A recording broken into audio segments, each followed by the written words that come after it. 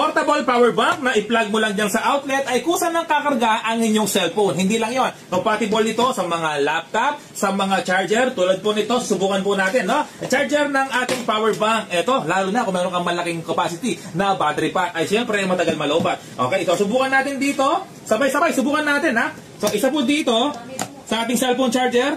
Okay, ayan po, legit, ha? Isa dito, subukan natin. Ito, legit. Okay, subukan natin. Kulay green yan, ha?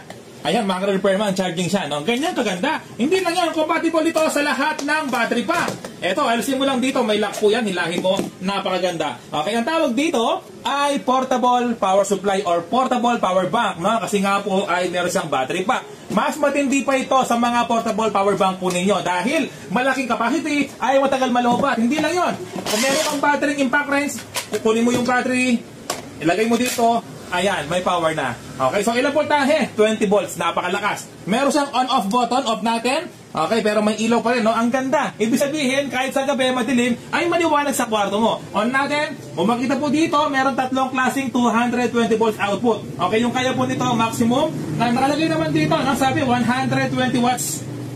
Kung makita po dito, Macro Repair Man, 120 watts. So, ibig sabihin kaya yung tatlong cellphone charger. Hindi lang yan, no? Kung meron kang USB, kung wala ka nito, USB, subukan natin kung magkakarga yung ating cellphone dahil bulb-in na po ito ng cellphone charger na Type-C. Okay, so lahat ng USB ay compatible po dito. Ganyan kaganda.